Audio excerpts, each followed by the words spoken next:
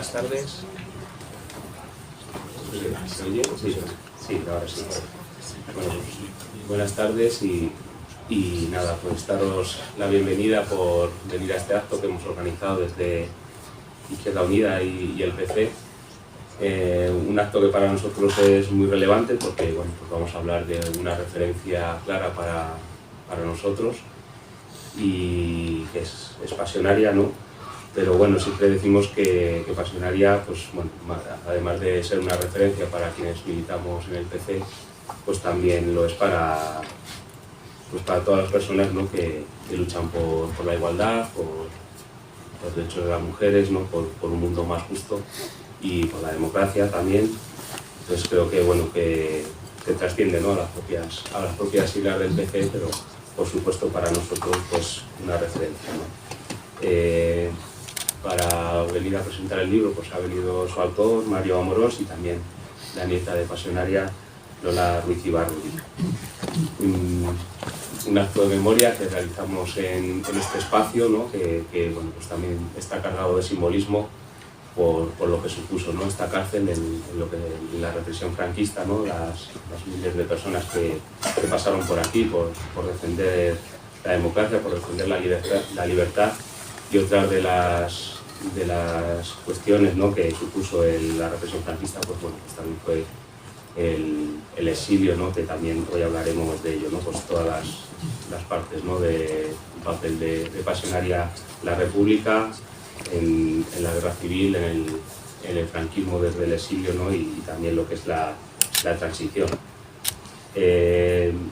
Voy a hacer una pequeña reseña de Mario, ¿no? del autor del libro, ¿no? Es licenciado en Periodismo e Historia, también doctor en Historia por la Universidad de Barcelona, es miembro del Consejo Asesor de la Cátedra de Memoria Histórica del siglo XX de la Complutense, ha impartido conferencias en diferentes universidades del país y también de Latinoamérica, ha colaborado con medios como El País, El Mundo, Público. Tiene más de una veintena de libros y bueno, pues destacan las biografías, ¿no? de Salvador Allende, de Pablo Neruda o esta de Pasionaria que traemos hoy. Y bueno, pues nada, es un placer poder contar con vosotros y por mi parte nada más, daros las gracias por venir, ¿no? Y como digo, para Izquierda Unida y para el PC, pues es un acto que teníamos muchas ganas, un acto emotivo y de recuerdo pues, a una de las referencias nuestras de nuestra actividad política, ¿no? como es Pasionaria. Así que nada, muchas gracias. Le doy la palabra a Lola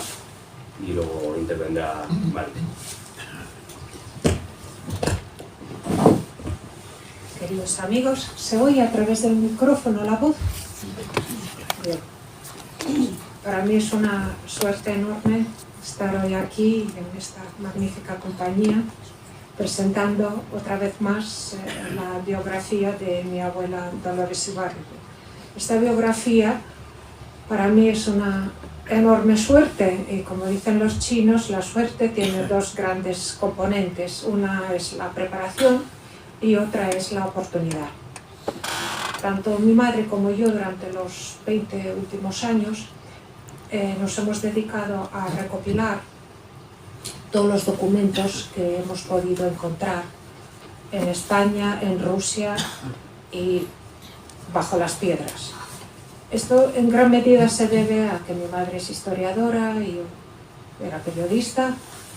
y queríamos de alguna manera fijar y que no se desvanezca la memoria de una mujer extraordinaria con la cual nos ha tocado convivir durante muchos años y de cuya vida y obra hemos sido testigos. Yo he nacido en Moscú y en esa época de la maternidad me fui a casa de Dolores y en esa época mi vida estaba llena de olor a papel quemado porque todos los documentos que pasaban por nuestra casa acababan en la hoguera de un cubo metálico donde desaparecían todos los escritos de Dolores, lo cual era debido a la época y a la clandestinidad en la cual se desarrollaban las actividades del Partido Comunista y también al amargo recuerdo que todos los archivos a lo largo de la vida de Dolores se iban desperdigando y cayendo en manos raras, porque ella abandona el País Vasco en el año 30 y ahí se queda toda su infancia y sus años mozos como la memoria de su matrimonio. Viene a Madrid, de Madrid a la cárcel una y otra vez porque por sus actividades clandestinas era perseguida. El año 36 llega la guerra, el exilio, y en todos esos traslados y en todos esos trances los documentos, los objetos personales iban desapareciendo y todos los escritos que hacía ella, las notas que tomaba, todos acababan de cualquier manera y en cualquier sitio. Luego llega el viaje a Rusia, la evacuación de Moscú a los Urales, en fin, durante toda la vida la enorme cantidad de documentos que había escrito y había preparado Dolores iban desapareciendo hasta que por fin, cuando mi madre y mi abuela en el año 77 regresan a España, ya en la vida aparece un cierto orden y es posible ir acumulando papeles, documentos, notas y ya tenerlos de una manera mínimamente organizada en lo que era posible. No obstante, por circunstancias, solo después de la muerte de Dolores, en el año 89, es cuando mi madre en serio se lo toma como un desafío el recopilar todos los papeles y yo en ese momento le estoy ayudando y además tenemos la enorme suerte que en esa época se abren los archivos rusos con la perestroika, por lo cual tanto ella como yo nos lanzamos a los archivos de Moscú y nos pasamos ahí días y días a los archivos de la historia contemporánea, a los archivos de la Internacional Comunista, a los archivos de radio y televisión, de fotografía, y poco a poco, como dos hormiguitas, empezamos a recoger papeles y papeles y además vamos preguntando a todos los amigos si saben algo, dónde puede haber documentos, etcétera, etcétera. Y no solo nosotras hemos trabajado en ese archivo, sino también nuestro archivo personal ha heredado de varias personas en Rusia y también en España algunos documentos sueltos que en algún momento hemos ido recopilando y colocando en cajas, y es un trabajo que por supuesto a mi madre le ha ocupado los 10 últimos años de su vida laboral, a mí los 20 últimos años, pero es un trabajo que está vivo porque los archivos siguen abriéndose y mis últimas grandes adquisiciones han tenido lugar en noviembre de este año pasado, cuando estuve en Moscú nuevamente trabajado en los archivos de historia contemporánea, por lo cual la casa se llenó de documentación, una documentación muy amplia, fotos, películas, grabaciones y un sinfín de documentos, más de 70.000 páginas, más 150 cajas, más todo lo demás, que es el archivo de la Internacional Comunista, etc. Y todos esos documentos estaban ahí como la bella durmiente, y yo siempre decía que el que quiera, pues que la casa está abierta. Lo que pasa que yo, como una rata, yo nací del año de la rata, decía yo quiero estar presente. Yo quiero estar presente porque hay una gran parte de documentos que ya están organizados por temas y cronológicamente, y el que quiera venir a trabajar, bienvenido sea, pero junto a mí. Por lo cual, el día que conocí a Mario Amorós fue hace unos cuantos años y hablamos sobre la posibilidad de hacer una gran biografía. Mario vino a casa, Mario vio las cajas, pero tenía otros compromisos hasta que justo antes de la pandemia llegó el momento, y es cuando se hizo el gran trabajo de investigación por Mario, y a raíz de ese enorme trabajo apareció este libro No pasarán, que a mí me da una enorme pena que mi madre no ha llegado a verlo, porque ya se fue hace 5 años, hace 4 años y medio, pero es como el colofón de todas las esperanzas y de todas las aspiraciones que podíamos tener ella y yo, porque es un libro que está basado en nuestro archivo familiar, pero también es un libro de lo más escrupuloso, de lo más metódico, de lo más exacto posible. Y este libro que tienen aquí ante sus ojos, para mí es la biografía así llamada definitiva, porque con Mario hemos hablado varias veces qué nos queda por ver, dónde nos queda investigar, qué documentación aún nos falta. Y yo creo que en estos momentos todo lo que estaba en abierto, todo lo que era accesible, se refleja en este libro, que se ha convertido no solo en una biografía maravillosa, sino en un retrato de nuestra España del siglo XX, de sus avatares, de sus altibajos, de la vida de una familia, de la vida de la minería y la historia de una mujer extraordinaria que nace en las minas de Gallarta y dedica una vida enormemente larga, porque vivió 93 años, a lo que ella consideraba su único camino, y era el mejorar la vida de su entorno, de sus vecinos mineros, primero, y luego,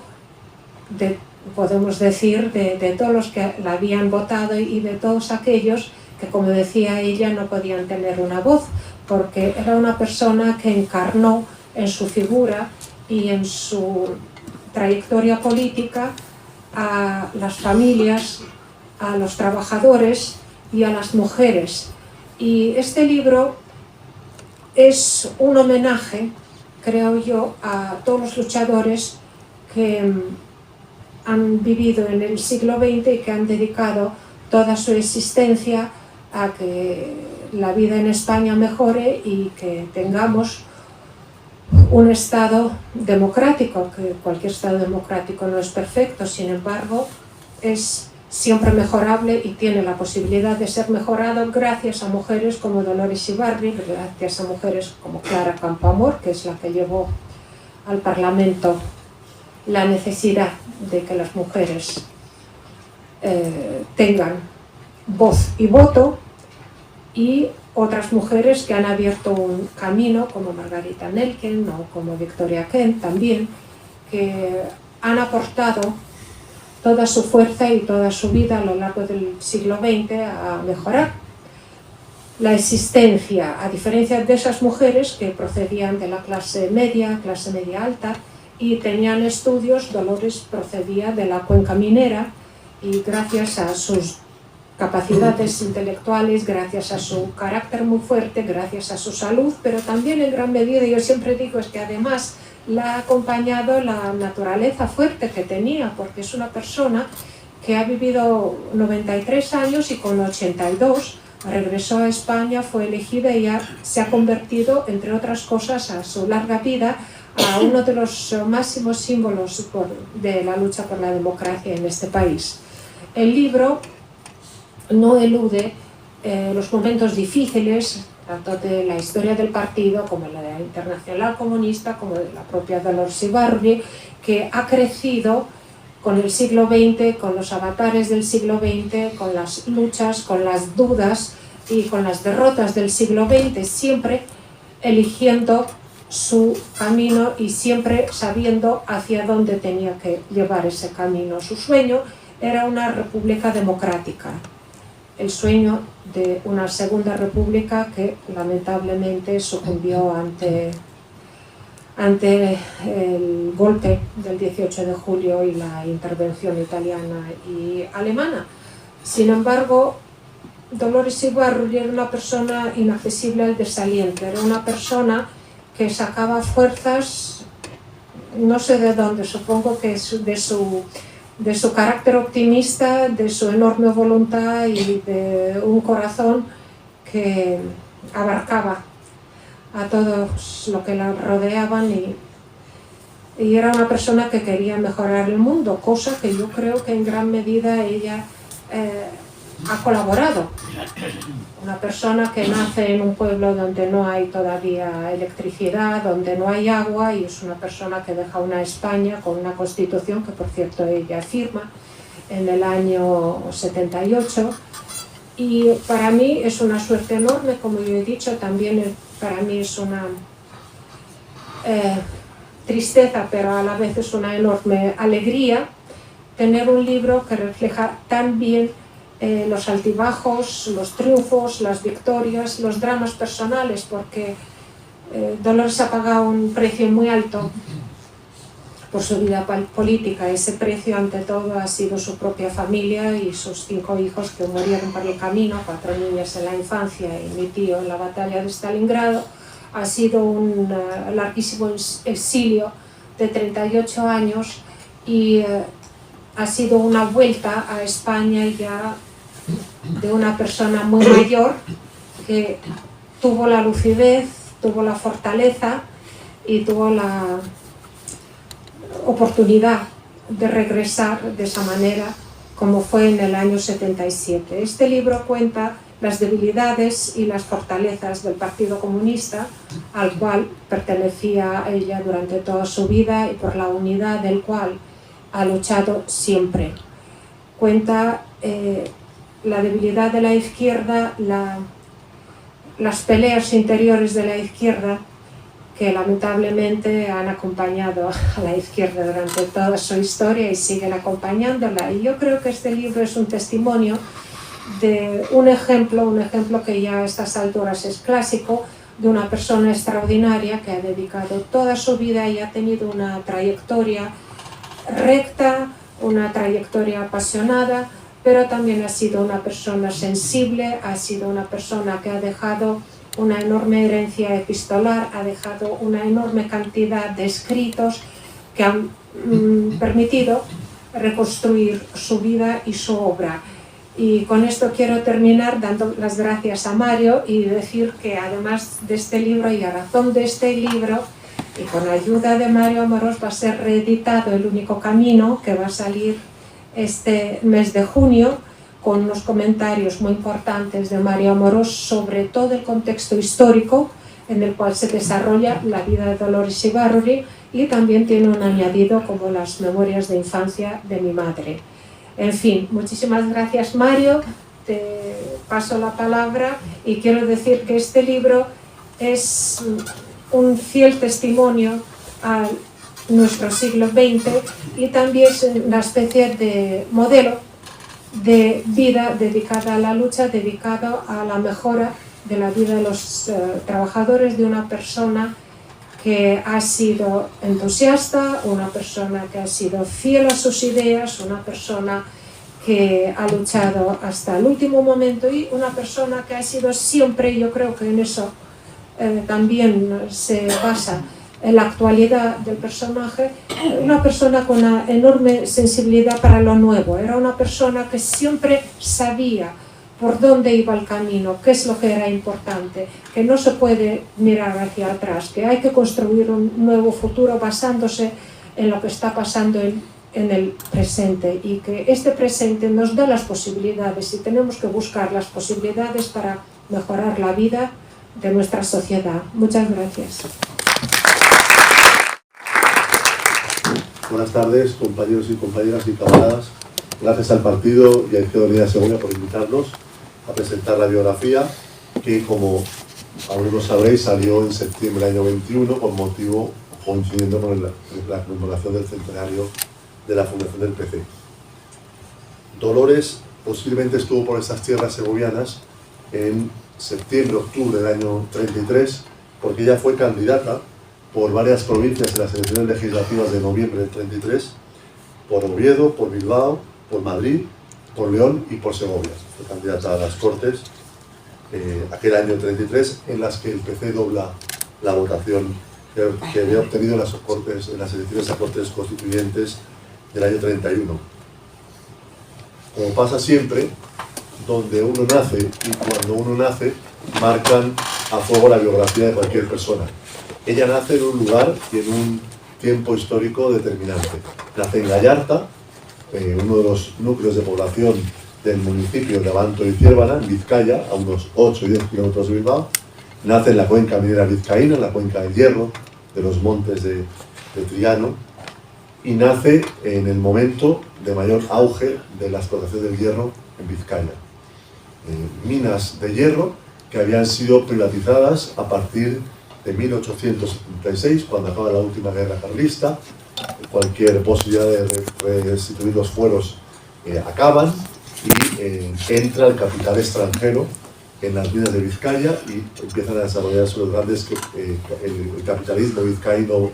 se desarrolla a partir del hierro, de la siderurgia y de las navieras. Dolores nace en un hogar formado por Antonio el artillero en las filas del ejército carlista en la última guerra carlista y artillero en las minas de Vizcaya. Hijo también de Juliana, una mujer emigrada de Soria a esa cuenca minera vizcaína. Eran 11 hermanos, de los que solo 7 llegan a la edad adulta. Dolores nace en ese momento en el que también el Partido Socialista empieza a organizarse con fuerza en la cuenca minera vizcaína. Hay agrupaciones socialistas desde 1886 en Bilbao, 1888, 1890 en la Arboleda, en el Torno y en la propia Gallarta se forman tanto el Partido Socialista como la UGT, y hay una casa del pueblo, un centro obrero, que esa niña Dolores ve porque está muy cerca de su casa y se cría en un entorno, si bien en una familia católica, de padre carlista, tradicional en términos políticos, pero rodeada de un formidable movimiento obrero que protagoniza huelgas míticas, legendarias, que ella contó en el mismo camino, como la del año 1890, la primera huelga moderna en la historia de España, la del año 3, cuando el ejército se despliega en las calles de Gallarta, año 6, año 10, año 12, son huelgas que esa niña ve con los ojos de niña y que quedan para siempre en su memoria. Ella va a la escuela hasta los 15 años, algo insólito en la España de la época, e intentó formarse como maestra, y su maestra, doña Antonia Izar de la Fuente, ayudó a prepararse para ingresar en la Escuela Superior de Maestras de Vizcaya, que se había fundado el año 2. La familia podía pagar esos estudios, que costaban 25 pesos al año, y los gastos de ir a entrenar a Bilbao cada día, pero lo que ahora llamamos el patriarcado, el machismo de la época, lo impidió. ¿Cómo tú vas a ser maestra y tus hermanos mineros, carpinteros o panaderos? Le decían sus padres, ¿no? Y Dolores siempre lo contó en entrevistas, lo contó en aquel documental que muchos habéis visto, de Andrés Linares, lo que lloró cuando vio aquella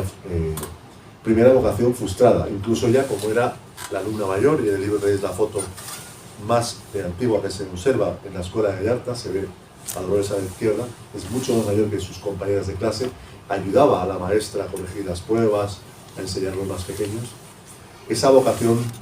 se ve frustrada, y ella, como tantas mujeres jóvenes de la época, aprende a coser, cosa que será muy importante cuando sea una mujer casada para aportar ingresos a su hogar, y trabaja como sirvienta, como camarera también, en un bar que aún existe en la Arboleda de la familia Durana, la familia adinerada. Ese es el camino de Dolores. Se casa el año 16, en febrero, por la iglesia, por supuesto, pero se casa con un minero llamado Julián Ruiz Gaviña, socialista, una persona con una escasa formación, pero como Dolores cuenta en sus escritos autobiográficos de los años 30, con una capacidad de lucha y una conciencia de clase formidable. Es Julián Ruiz la que ayudará a Dolores Ibarruri a convertirse en pasionaria. Se convertirá acercándose al Partido Socialista, en el que empieza a militar a partir de diciembre del año 17, y sobre todo cuando, a partir del año 18, empieza a publicar artículos en la prensa obrera socialista de Vizcaya. Y publica esos artículos con un seudónimo, el de Pasionaria. Contó muchas veces el origen de ese seudónimo, que aquel primer artículo lo publicó en la Semana Santa de Pasión de Jesucristo en la cruz, pero hay varios elementos que pueden hacer pensar en que, junto con eso, hubo otros motivos que ayudaron también a definir ese seudónimo, que fue el que grabó su nombre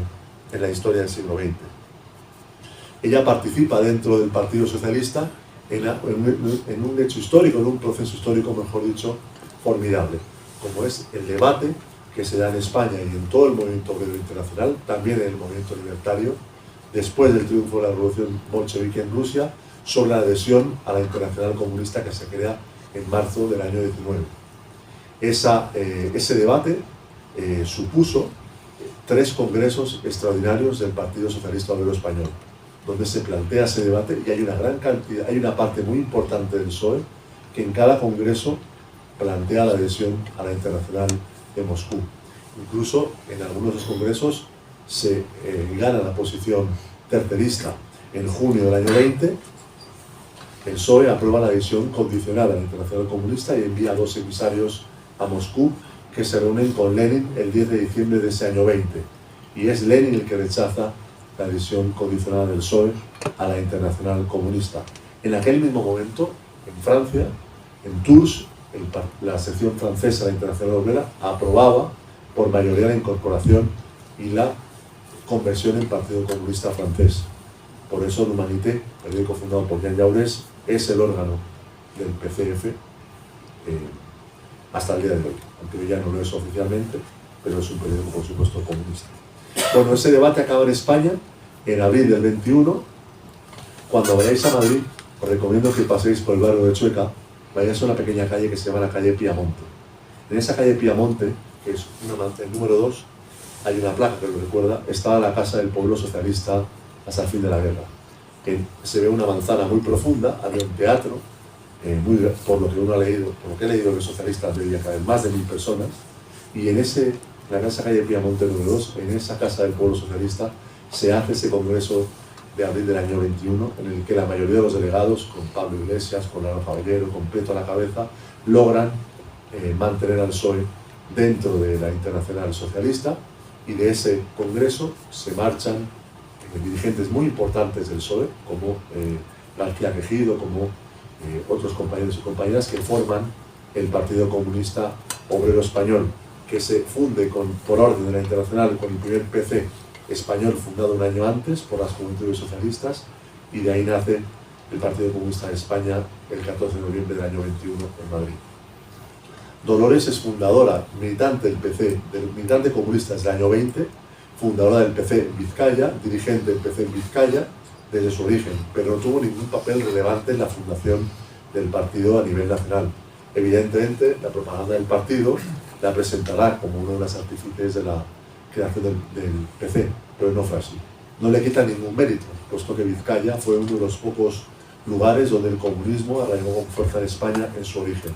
Después vendrá el sectarismo, vendrán las peleas con los socialistas, vendrá la dictadura Primo de Rivera, que reducirá mucho las filas comunistas, pero inicialmente, por ejemplo, la Casa del Pueblo Socialista de Bilbao, con más de 600 militantes, se convierte en Casa del Pueblo Comunista, o el Sindicato Minero de Vizcaya, lo dirigen los comunistas, al igual que el Sindicato Metalúrgico. Dolores se foguea como dirigente en ese Partido Comunista que en Vizcaya tiene fuerza al comienzo, y tiene que pasar unos años 20 durísimos de represión, con Julián encarcelado en Canahuelga, protegiendo a los camaradas en la casa de Villanueva, en Somorrostro, en Musquit, intentando ir de manera clandestina a Francia al tercer congreso del partido el año 28, y todo eso lo hace siendo una ama de casa, como decía Lola. Ella dio a luz a 6 hijos, de los cuales perdió a 4 niñas, 2 de ellas de un parto de trillizos, del que solo sobrevive la madre de Lola, Amaya, en condiciones de una miseria espantosa, en una casa como la mayoría de las casas españolas de la época, sin luz eléctrica, sin agua potable, sin cuarto de baño, por supuesto, y en condiciones de vida muy, muy precarias, ¿no? Todo empieza a cambiar cuando se proclama la República en abril del año 31, el 14 de abril, como sabemos, ¿no? 2 días antes, en las elecciones municipales, Julián Ruiz es elegido concejal comunista en Musquiz. Y a diferencia del PC, que en Madrid rechaza la República burguesa y llama a luchar por la República de los Soviets, Dolores coge de la mano a sus hijos, a Rubén, que había nacido en el año 20, a Maya, que había nacido en el año 23, y se los lleva a la plaza del Ayuntamiento de Somorrostro con unos cartelitos que pintaron que ponía Viva la República, con carteles de los héroes de Jaca, de los capitanes Galán y García Hernández. Dolores participa por primera vez en mítines comunistas para las elecciones del año 31. Por primera vez aparece la imagen de esa mujer vestida de negro, con una voz que, como sabemos, como recordamos, cautivaba entonces a centenares de personas, después con el tiempo a multitudes, y ella, además, como seguía escribiendo en la prensa comunista, en aquel momento en el periódico La Bandera Roja del partido Vizcaya, es una dirigente ya que es miembro del Comité Central del partido desde el año 30, que es candidata a las elecciones a Cortes Constituyentes de junio del 31, y a la que el partido le pide que se traslade a Madrid en septiembre del año 31 para trabajar en el mundo obrero. Dolores deja Vizcaya, deja su pueblo de Vizcaya, sus hijos quedan temporalmente allí. Es el final también del matrimonio con Julián Ruiz, que no lo disolvieron jurídicamente a pesar de la ley de divorcio de la República, pero es el final de la vida conyugal con Julián Ruiz. Y llega a Madrid, a una ciudad de 1 millón de habitantes, con ese Madrid de la República, de los poetas, de los intelectuales, de los artistas del movimiento obrero, de los grandes tribunos del Partido Socialista, de las personalidades republicanas como don Manuel Lafaña. Ahí llega Dolores, el año 31, es detenida al mes de llegar y encarcelada en 2 periodos durante casi 15 meses de manera consecutiva. Ella queda en libertad en enero del año 33 y queda en libertad en el momento en el que Hitler toma el poder en Alemania. Un momento importante para la izquierda europea, dramático ya, porque los 2 partidos obreros más importantes de Europa, el DKP, el Partido Comunista Alemán y la Socialdemocracia Alemana, son ilegalizados, perseguidos y masacrados. Todo eso hará que lentamente, y se ve muy bien en los mítines, se ve muy bien en las páginas del mundo obrero de la época, el PC empiece a dejar atrás su sectarismo, su radicalismo, la consigna del clase contra clase de la Tercera Internacional, y se vaya abriendo primero a un frente único con las fuerzas obreras y después a partir del 35 al Frente Popular, que tiene en Francia y en España 2 semillas que hacen que se dé el viraje en el verano del 35 en la Internacional Comunista. En el caso de Dolores es muy interesante porque ella, después de esas elecciones del año 33, viaja por primera vez a la Unión Soviética, donde está casi 6 meses, interviene nada más y nada menos que ante el Comité Ejecutivo de la Internacional Comunista, habla en el Congreso del Partido Bolchevique ante Stalin, y ese viaje es determinante en su vida porque ella ya descartará para siempre la idea que planteaba a los camaradas de manera recurrente, que ella quería volver a Vizcaya, donde podía simultanear su acción política con el cuidado de unos hijos que tenían 10 y 13 años. A partir de ese retorno, en mayo del 34, la historia empieza a acelerarse. Ella participa en algo muy importante, que es la creación del Comité Nacional de Mujeres contra la Guerra y el Fascismo, en el verano del 34, una organización que, si es verdad que está dirigida por las mujeres comunistas, presidida por Pasionaria, en esa organización confluyen también y sobre todo mujeres republicanas. Ahí encontramos a Matilde Landa, evidentemente comunista, pero encontramos a doña Carolina Salmerón, o también Victoria Kent, o otras mujeres que fueron muy importantes en España en la época, y hay una confluencia de las mujeres que se manifiestan ese verano del 34 en Madrid contra una posible envío de tropas al protectorado español en Marruecos, la movilización de los reservistas que se decía en la época. Y Dolores tiene ya en ese año 34 ese protagonismo en el frente, porque ella era responsable de la Secretaría Femenina del PC, y viene la Revolución de Asturias, sobre la huelga general del año 34, que como sabemos desencadena la Comuna de Asturias, y como ella tiene en el año 35, en condiciones de semiclandestinidad para el PC, la idea de evacuar a los niños de los obreros asturianos, en el marco de ese comité que entonces se llamaba Comité Pro Infancia Obrera, porque el anterior estaba ilegalizado. Bueno, ahí se da algo que es muy importante, la solidaridad con los represaliados de Asturias, como sabéis, es un elemento anímico, sentimental muy importante para ir creando ese clima antifascista sobre el que se asienta el Frente Popular. Y esos hijos de los mineros que son evacuados en varias expediciones de Asturias y son repartidos por familias republicanas y izquierdas por toda España, llevaban el recuerdo del heroísmo de los mineros asturianos. Dolores, en enero del 36, es la última vez que viaja a Asturias a por los niños, y es en el momento en que el Frente Popular hace la campaña electoral. Ella, como sabemos, también es candidata por Asturias, elegida diputada por Asturias junto con otros 12 miembros del Frente Popular, en una campaña memorable donde la acompaña María Teresa León o la acompaña Lina Odena a Asturias, y es un momento donde ya ella es una dirigente política de talla nacional en España. Incluso la prensa, por ejemplo, comunista francesa, empieza a publicar reportajes sobre Pasionaria ya en enero del año 36. Hay un mitin que cuento en el libro, impresionante, en la Plaza de Toros de las Ventas, en una tarde tan o más fría como la de hoy, en Madrid, casi nevando incluso, con Alberti, donde Dolores hace un discurso formidable ante miles de personas, con la presencia de la familia de Aida Lafuente, las familias de los mineros asturianos, un mitin impresionante donde ya encontramos que Dolores es una dirigente de talla nacional que llega a las Cortes de la República a partir de marzo, cuando se constituye por primera vez un grupo parlamentario comunista en la historia de España, y que ella es capaz, en junio del año 36, de enfrentarse a José María Gil Robles, el líder de la CEDA, en ese debate tantas veces manipulado por la extrema derecha, explicado por otros historiadores y del que doy cuenta en el libro, más que para la polémica de si Dolores amenazó o no de muerte, que no lo hizo, a Carlos Sotelo, por lo que no se repara, porque siempre estamos respondiendo a las provocaciones de la extrema derecha. Y es la calidad del discurso político de Pasionaria en las Cortes de la República. Ese día, al día siguiente, el periódico del Partido Socialista publicó a doble página el titular "Gran discurso de nuestra camarada Pasionaria en las Cortes". De puestos en pie, los diputados del Frente Popular aplaudieron su discurso memorable, donde denunció la conspiración de las derechas contra la República Democrática. Y esa capacidad se ve de nuevo un mes después, cuando la noche del 18 de julio al 19 de julio, sábado en Madrid, ella llega a la Puerta del Sol, al edificio que hoy es de la Comunidad de Madrid, que fue antes la DGS, y lee lo que conocemos como el discurso del no pasarán,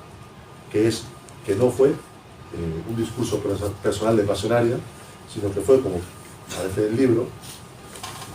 una declaración política del PC leída por Pasionaria. Son apenas 4 párrafos que ocupan el mundo obrero, y ese discurso, que llamamos discurso del no pasarán, está considerado por muchos como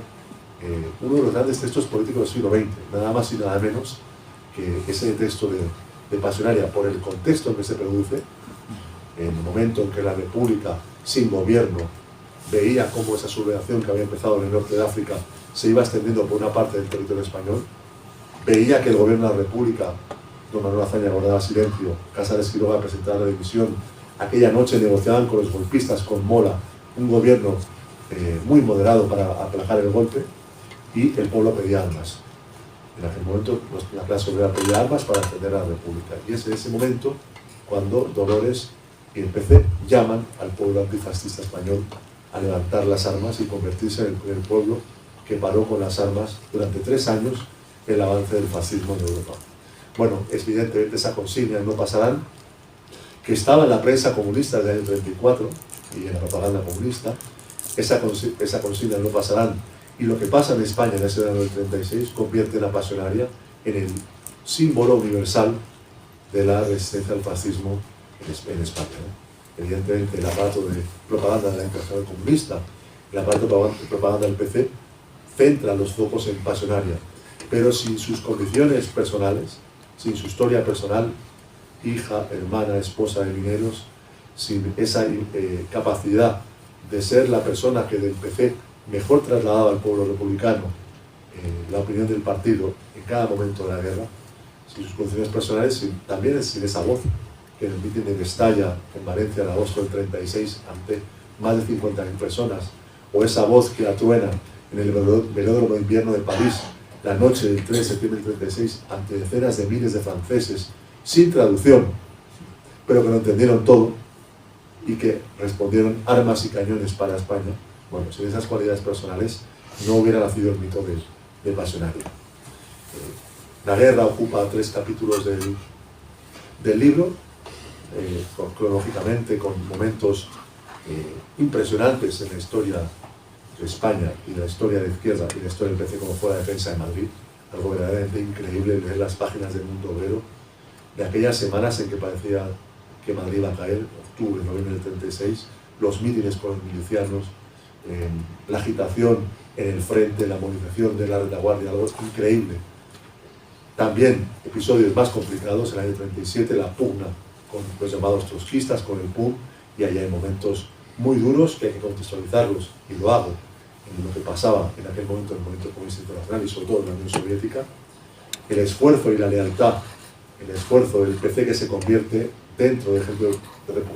Popular de la República en el nervio de la resistencia, en el mejor aliado del Rojo, en el mejor aliado del presidente Negrín en el plano político, y como en dos elementos cruciales: el apoyo de las potencias fascistas a Franco, como ha demostrado Ángel Viñas en sus libros, y el abandono de la República por los países que se llamaban democráticos, que dejan a la República abandonada y que solo la ayuda soviética, pagada por el oro del Banco de España, permite que la República pueda resistir durante 3 años. El final de la guerra, que es terrible por cómo se produce y las huellas que dejará y las heridas que habría en el exilio republicano, exilio de 40 años, y cómo el partido queda aislado al final de la guerra, golpeado por esa insurrección contra Negrín y contra el PC el 4, 5, 6 de marzo del 39, y Dolores, que tiene que salir al exilio en avioneta desde Alicante, desde un aeródromo que existía al lado de mi pueblo, desde Monóvar,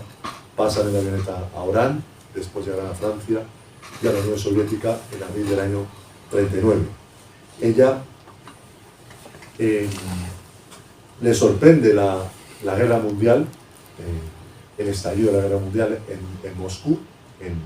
septiembre del 39, después de ese pacto germano-soviético, y la guerra, en realidad, para el PC y para Pasionaria empiezan con la invasión nazi de la Unión Soviética en junio del año 41. Se crea la radio Pirenaica, como se crean otras emisoras de los partidos comunistas que emitían desde la Unión Soviética por orden de la Comintern, y Dolores es evacuada de la Unión Soviética, de Moscú, perdón, hacia los Urales, y ahí os recomiendo el libro El único camino. Vamos a publicar las memorias de Amaya. Amaya da un testimonio impresionante de cómo fue esa evacuación en tren, ella con su hermano Rubén, Dolores en otro tren, en un Moscú, en las penumbras para evitar los bombardeos de la aviación nazi, a los Urales. Y el papel de Pasionaria durante la Guerra Mundial hasta el invierno del 45 fue básicamente preparar y leer discursos por radio. Tanto en el archivo de Lola como en el archivo del PC se conservan centenares de páginas manuscritas de Dolores, y uno puede ver desde su perspectiva y del PC en la evolución de la guerra mundial. La batalla de Stalingrado, el avance ya de las tropas soviéticas, el desembarco en Normandía, lo que pasaba dentro de España también. También hay muchos discursos de Dolores dirigidos a los combatientes de la División Azul para que se pasaran al lado soviético. Bueno, esa guerra para ella tuvo además en lo personal la pérdida inmensa de su hijo Rubén en la batalla de Stalingrado, donde murió como un héroe luchando como teniente del Ejército Rojo. Fue condecorado como héroe de la Unión Soviética a título póstumo, y sus restos fueron trasladados a la avenida de los héroes de Stalingrado del año 48. Bueno, para Dolores aquello fue evidentemente una tragedia inmensa que también Amaya, la hermana de Rubén, cuenta en su libro de manera muy bonita el recuerdo de su hermano Rubén, que era un muchacho, decía, muy cantarín, muy alegre, que quiso combatir y llegó a combatir en la retaguardia en Cataluña en la guerra, y que quiso combatir con el Ejército Rojo para hacer frente al fascismo en la guerra mundial. La guerra acaba en el año 45, Dolores vuelve con Amaya a Francia. Hay un periodo de 2 años donde el PC, además en Francia, que había sido capital para la liberación del sur de Francia de los nazis, con miles de combatientes, con miles de militantes,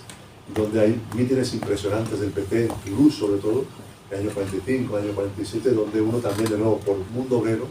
puede ver la esperanza que se palpaba en el exilio republicano de que la derrota de Hitler y Mussolini llevaría aparejada la derrota de Franco. Sabemos que no fue así, y lo que vino fue la prolongación del exilio 30 años más, además con los últimos cortazos del estalinismo en Europa del Este en el año 48, 49, 50, 51, que incluso afectan a Irene Falcón, y Dolores la tiene que sacar a China por su relación con un dirigente comunista checo. Viene la muerte de Stalin en el año 53, el 20 Congreso del PQS en el año 56, donde Dolores conoce muy pronto el informe de Khrushchev sobre los crímenes del estalinismo, los cambios dentro del partido. A partir del año 56 se produce el ascenso de Santiago Carrillo primero a secretario de organización. Dolores lanza ese verano la política de reconciliación nacional. Ella tiene artículos ya en el año 93, en el marco de la Guerra Mundial, hablando de la reconciliación nacional de los españoles. Y sobre todo a partir del año 56, llamando, el PC decide llamar a los españoles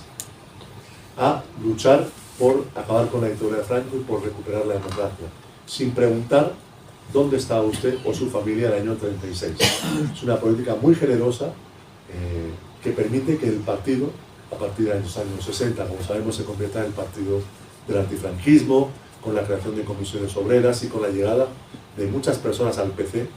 que a lo mejor no eran comunistas al 100%, pero que entendieron y vieron que luchando con los comunistas era como se luchaba por la recuperación de la democracia en España. Ella, el año 59, y es algo insólito en el movimiento comunista internacional en la época, cede la Secretaría General a Santiago Carrillo. Los secretarios generales de los partidos comunistas morían en la cama y entonces se producía el relevo. Dolores entiende que desde Moscú no se puede dirigir un partido que estaba creciendo en España con la llegada de esa nueva generación de militantes obreros en la universidad que se acercaban al Partido Comunista. Y ella tiene un papel simbólico en los años 60 como presidenta, pero muy importante también, porque por una parte es la figura que une a los comunistas a un partido que está diseminado por medio mundo, con la militancia en el exilio, en el exterior y en la migración, pero también un partido que dentro de España luchaba, como sabemos, como ningún otro lo hizo por la democracia en aquel tiempo. Y Dolores es una figura que une a esos comunistas españoles. Pero también tiene un papel político importante en algunos momentos, año 64, y es verdaderamente apasionante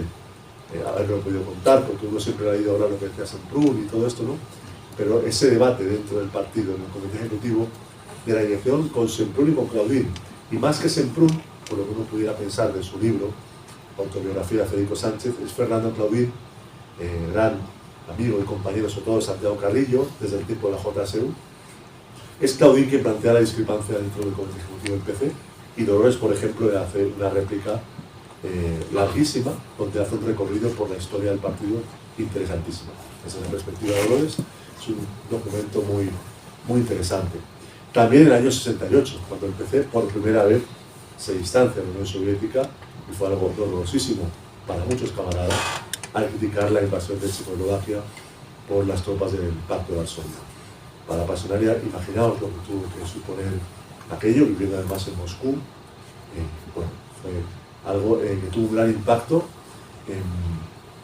Y ya en los años 70,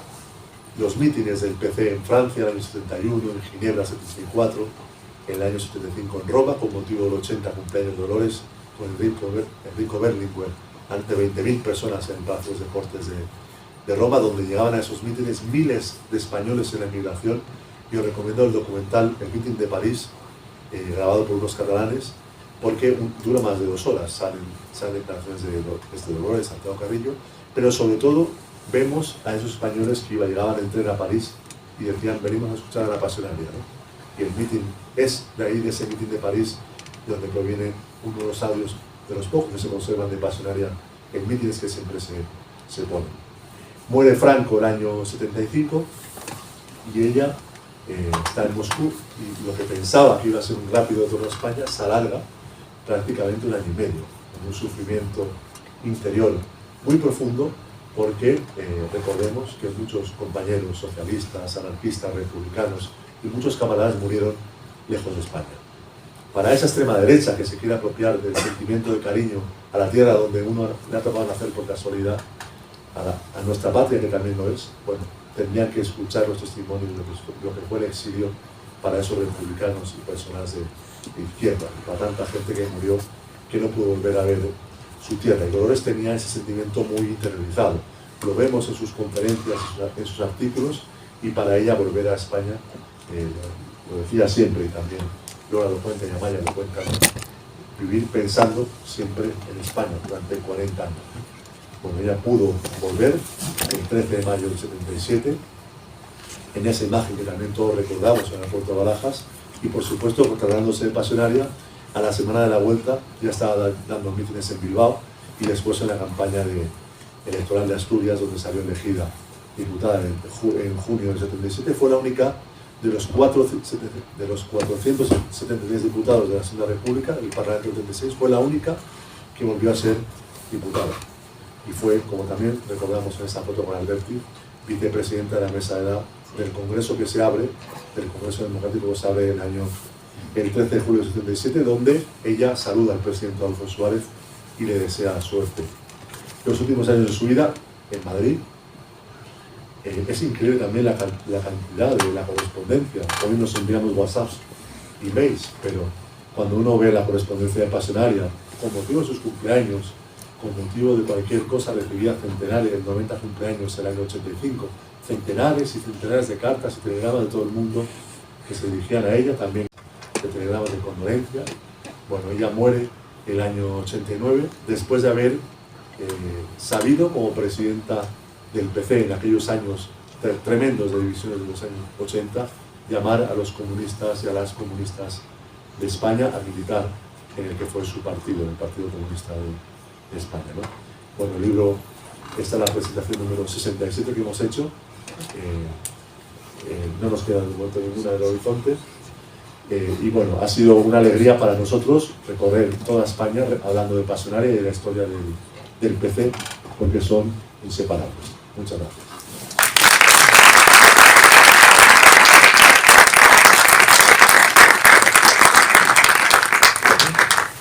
Bueno, pues ahora, si os parece, si queréis hacer algún comentario, alguna pregunta, pues abrimos un turno de palabra.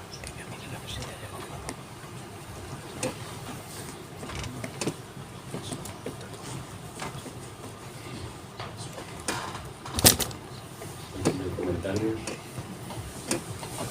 Bueno, yo quería hacer un pequeño comentario porque hablo más alto. Espera, te bajan un micro.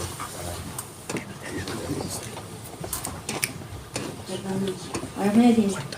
Sí, sí. Quería hacer un pequeño comentario porque cuando habéis hablado de los tres más o menos, habéis dicho que hay fracciones siempre en el Partido Comunista. Antes, cuando la Pasionaria y ahora también. Entonces, yo que me gusta el libro de George Orwell, Rebelión en la Granja, ¿no será un poco de protagonismo a veces cuando se llega? Cuando se llega a lo alto, cuando se llega al poder.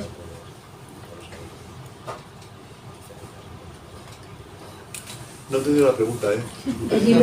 libro de Orwell, Rebelión en la Granja, que supongo que vale. sabes de sobra, pues has hablado del comunismo tanto de ella como el actual. Por ejemplo, hasta a mí me duele mucho que esté todo relacionado también, ¿no? Pues entonces yo me pregunto que si el comunismo no tiene eso que tiene el libro de Orwell, que cuando se llega al poder se pierden un poco las ideas y se busca el protagonismo casi no en el comunismo, en todos los partidos. Bueno, eso, usted tiene que leer libros de historia, como este y como tantos otros que hay, y formarse su opinión, ¿no? Bueno, en la vida de Pasionaria, como la vida de cualquier ser humano, hay luces y sombras. A ella le tocó un tiempo muy difícil, un tiempo histórico muy difícil,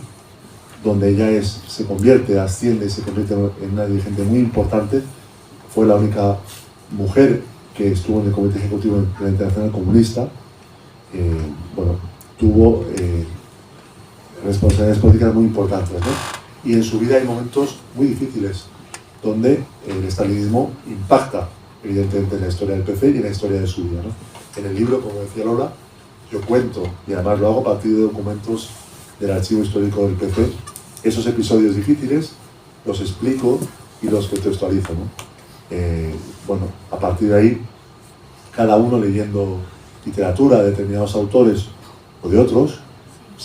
y sobre todo libros de historia, se forma su opinión. También usted ha citado el libro de George Orwell. Bueno, lea las novelas de Almudena Grandes y encontrará una visión de la historia de España donde la lucha de los comunistas, tanto en la guerra como en la posguerra, es esencial, ¿no? Por tanto, bueno, en la literatura también hay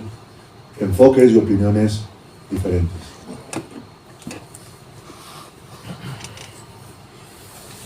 Creo que también es una cuestión de cada uno de los personajes, porque hay gente que quiere estar en la política por ambición, hay gente que quiere estar en la política porque tiene un proyecto, y eso se nota muchísimo. Ustedes ven quién se está mirando continuamente en las fotos y las imágenes como si fuera un narciso, y quién intenta realizar las tareas y las promesas que se habían hecho durante las campañas electorales, o las ideas coherentes a su mandato, por ejemplo. Y en la vida de Dolores Ibarri, yo creo que un momento clave es las discusiones sobre quién va a ser el líder del Partido Comunista a partir de José Díaz. Y de hecho José Díaz participa en ese tipo de discusiones, ya muy enfermo, pero absolutamente lúcido. Y él siempre ha recomendado a Dolores, entre otras cosas, diciendo que ella jamás ha entrado en peleas personales, tal y como él lo entendía, y es una persona digna, íntegra,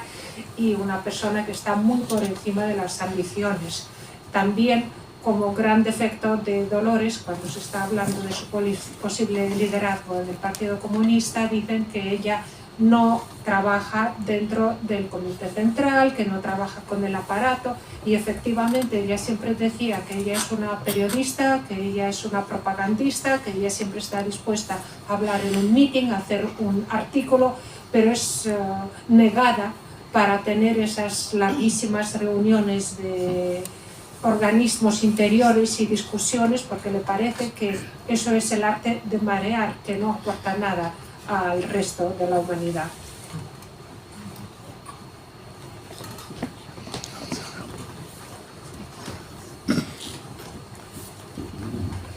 Bueno, yo lo primero que quería era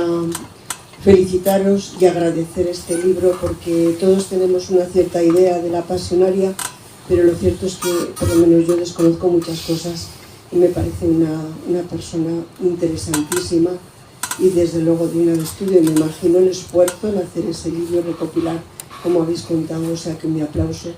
en ese sentido. Pero quería hacerle una pregunta a Dolores. Has dicho antes que tú naciste en Rusia, creo, ¿no? Sí, en Moscú. En Moscú. Entonces, bueno, con esa influencia de tu abuela y demás, yo quería que tú nos dijeras, bajo tu perspectiva y con esos conocimientos y con esa experiencia, ¿cómo ves tú ahora mismo la ideología comunista en el mundo actual? El problema de cualquier ideología es que tiene sus etapas históricas. Entonces, si nosotros hablamos del marxismo de Marx, o de las prácticas de Lenin, o de los trabajos de Stalin, o del deshielo de Khrushchev, o a continuación de la época de Brezhnev, cada vez es un, digamos, proyecto nuevo que se modifica en función de las circunstancias. Creo que las ideas de la justicia social, que fueron reencarnados en gran medida en el siglo XX por los partidos comunistas, o por lo menos han sido la bandera de los partidos comunistas, siguen siendo vigentes. Otra cosa es la práctica, pero la mejora de la vida de los trabajadores siempre ha estado, digamos, entre unos de los grandes problemas en la mejora de la vida de la familia, los ancianos, la seguridad social, el acceso a la cultura, todo aquello que se planteaban los, podemos ahora llamar utopistas del comunismo, pero siempre saben que el socialismo existía como una utopía, el comunismo existía una utopía, pero es, yo creo que el deseo de la humanidad de progresar, de un reparto mejor. Lamentablemente estamos en un momento muy difícil en estos momentos, sin embargo creo que se ha hecho mucho y siempre hay cosas por hacer. De hecho, los partidos de izquierda se dedican a eso, a mejorar. De hecho, ahora hemos visto cómo esta coalición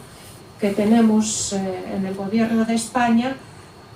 ha dejado, yo no sé, yo creo que años de vida en luchar por unas leyes que han mejorado la situación de los trabajadores. De eso yo creo que mejor nos va a hablar Mario. Sin embargo, las ideas comunistas son como todas ideas utópicas, que son un objetivo, un ideal, o un paraíso terrenal, como hablaban antes, más o menos, pero siempre hay cosas por hacer. Muchas gracias. Yo no sé si he contestado, pero lo que nosotros considerábamos antes comunismo, pues no sé si era lo que había. En Rusia, en la Unión Soviética, en mi época, se llamaba aquello el socialismo real o el socialismo desarrollado. Luego vimos la perestroika y aquello desapareció de un día para otro. Y resulta que la gente no quería aquello, quería otra cosa. Prohíben de un día a otro el Partido Comunista, que tiene 19 millones de comunistas y nadie sale a la calle. Eso yo lo presencié en el año 91. Yo estaba en las juventudes comunistas en mi adolescencia y primera juventud y también fueron prohibidas. De un día para otro, las juventudes comunistas prohibidas, el Partido Comunista de la Unión Soviética prohibido y empezó otra era totalmente diferente. Así que vamos a ver cómo y dónde va a ir el proceso histórico de la mejora y del desarrollo atropicados, pero yo creo que ahora vivimos mucho mejor que hace 100 años, a pesar de toda la complicidad de la situación actual, y creo que la humanidad se desarrolla. Estamos siguiendo un paso adelante, 2 pasos adelante, 1 para atrás, pero yo soy optimista en ese sentido. Creo que en mucho hemos mejorado y el problema es no ir para atrás, no destrozar nuestra seguridad social, no destrozar nuestro sistema de educación pública. Y eso es, yo creo, que la mayor tarea que tenemos ahora, el acceso de la cultura y la educación y la sanidad. Creo que para eso y por eso siempre se puede luchar, y esas son ideas que estaban relacionadas con el comunismo hace 100 años y siguen hoy en boga. Muchas gracias. No sé si he contestado, pero va por ahí la cosa, creo. Gracias.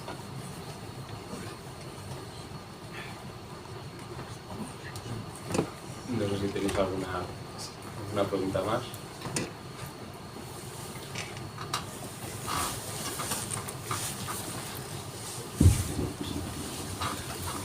Hola, buenas. Daros las gracias por este trabajo y por esta 67 presentación. Hay algún en la vida de Dolores, claro, los que la tenemos ahí en un altar o, como habéis dicho, en un mito para todo, hay días que nos levantamos y nos cuesta creer que seamos de la misma especie, porque algún día tuvo que tener malo, ¿no? Algún día, por lo menos en la familia, algún día dijo: oye, mira, yo no me exilio, como no quería, por ejemplo, Machado, o no vuelvo, o tiro la toalla, o yo no voy a un mitin, o mira, yo me voy a quedar con la cabeza agachada en casa y hago la comida para mis hijos y se ha acabado, ¿no? Porque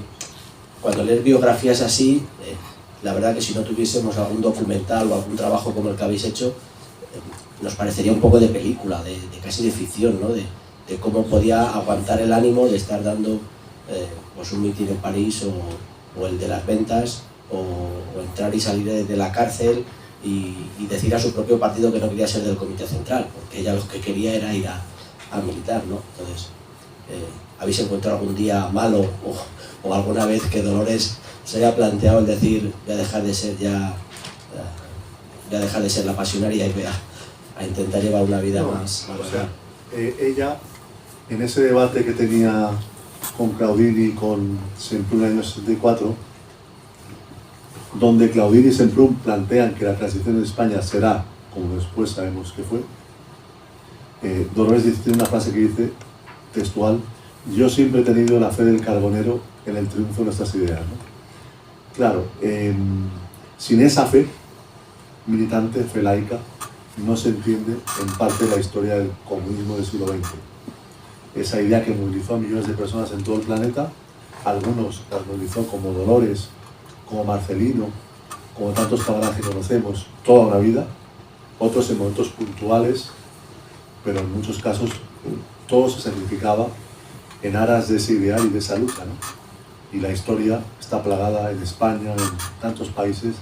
de esa entrega hasta límites que hoy nosotros seguramente seríamos incapaces de atender, ¿no? Bueno, y en el caso de Dolores eso lo justificó todo. Envió a sus hijos a la Unión Soviética en abril del año 35, a Rubén y Amaya, porque no podía cuidar de ellos en una situación muy difícil en Madrid en aquel tiempo, con el partido casi semiclandestino, con procesos judiciales constantes, y siempre para ella fue su opción, y seguramente su dolor íntimo, no haber podido cuidar de los hijos, por eso para ella ejerció de madre con los nietos y pudo tener una vida familiar como la entendemos todos a partir de que en el año 53, 54 nacen Teodor, nacen Rubén y Lola un poco después y puede cuidar sobre todo a Lola día a día, ¿no? Y dedicarles el tiempo que le puede dedicar a sus hijos. Y todo se justificaba, y en el caso dramático de España, con la guerra y con la dictadura y el exilio, en aras de ese ideal al que uno voluntariamente también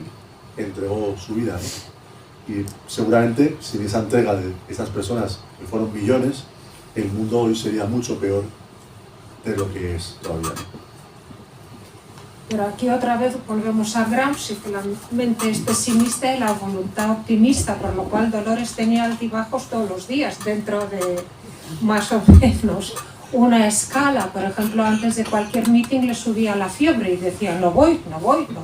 imposible, pero es que se ponía prácticamente enferma. Salía a la tribuna y ya se calmaba. Era una persona muy sensible, era una persona muy nerviosa, pero por ejemplo la nostalgia por España y por su tierra chica, el País Vasco, era dramática. La depresión cuando murió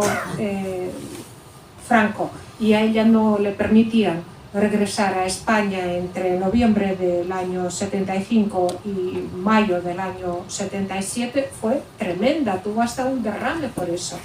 Y ella pensaba que no llegaba con vida porque ya no estaba Franco, y sin embargo ella seguía siendo una proscrita, y en multitud de ocasiones era una persona que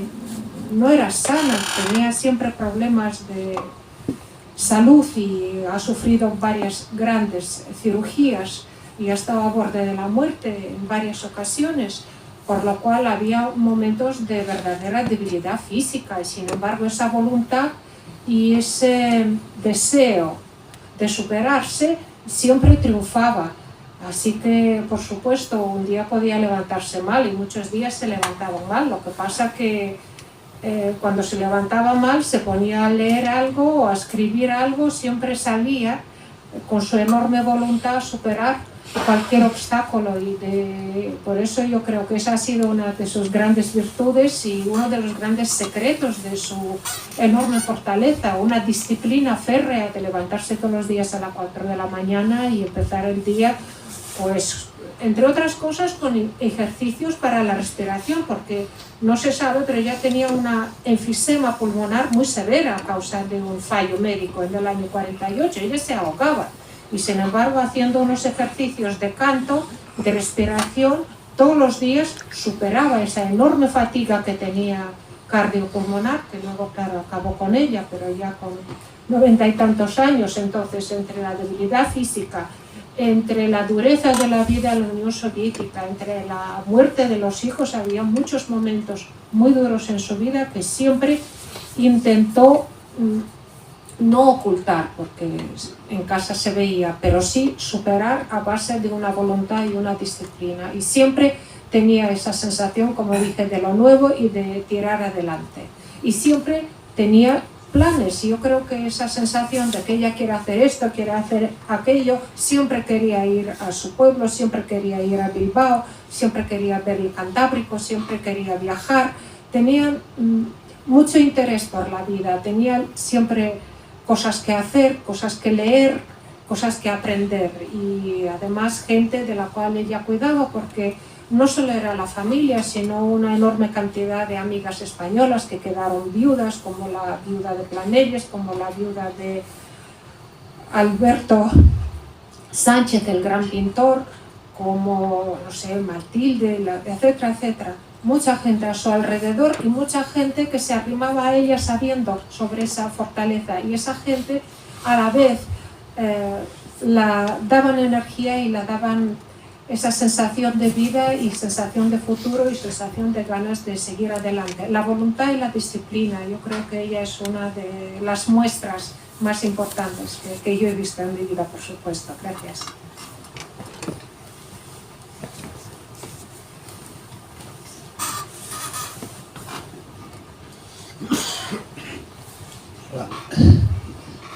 En esta dirección, digamos, de necesidad de tener esperanza, que es lo que ha presidido precisamente la vida de figuras como Dolores y demás,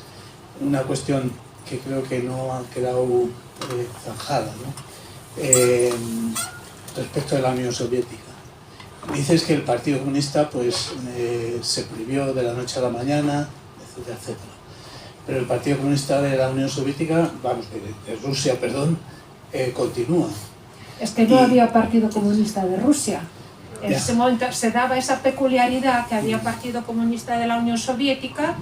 más partidos comunistas de las 14 repúblicas, salvo Rusia, que no tenía un partido. Y cuando fue prohibido el Partido Comunista de la Unión Soviética, desapareció como estructura. Y luego surge el Partido Comunista de Rusia, que es el que tenemos ahora, con Zyuganov a la cabeza. Exacto. Pero te quería preguntar, este Partido Comunista ruso, que en definitiva continúa, que es el primer partido de la oposición y que parece que tiene posiciones internas un tanto contradictorias,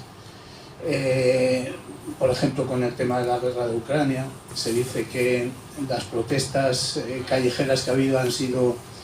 un poco organizadas por cierta facción, por cierta sección de cierta parte del Partido Comunista ruso, mientras que hay otra parte del Partido Comunista ruso que parece, digamos, alinearse con las posturas de Putin y la intervención y todo esto.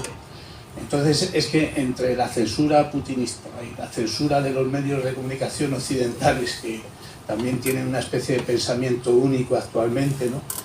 Y que, digamos, se nos priva de cualquier información que no sea la que tenga esta dirección, pues nos puedes explicar un poco de cómo está esta situación, la situación del Partido Comunista ruso, cómo actúa, qué posición tiene. Honestamente no lo sé, yo estoy aquí y leo la misma literatura,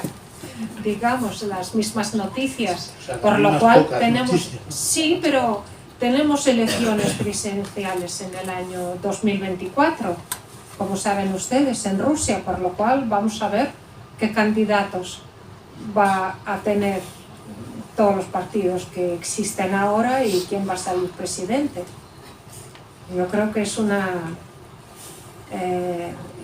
incógnita que muy pronto vamos a desvelar, pero todavía no ha empezado la campaña electoral, pero pienso que el poder en Rusia está muy consolidado, es un poder más o menos muy unido, por lo que vemos en los medios, etcétera, y todo lo demás, que es lo que hay debajo, pues nadie sabe. Yo creo que la información es la que hay y todos leemos la misma. Yo leo información rusa, por supuesto, porque leo, y no puedo decir que yo me aclaro más de lo que me puedo aclarar. Creo que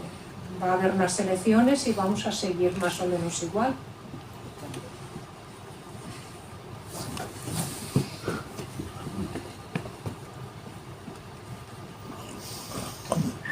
Bueno, pues si no hay más preguntas, pues cerramos aquí el acto. Quiero agradeceros la presencia y también a todos y todas que habéis venido. Muchas gracias.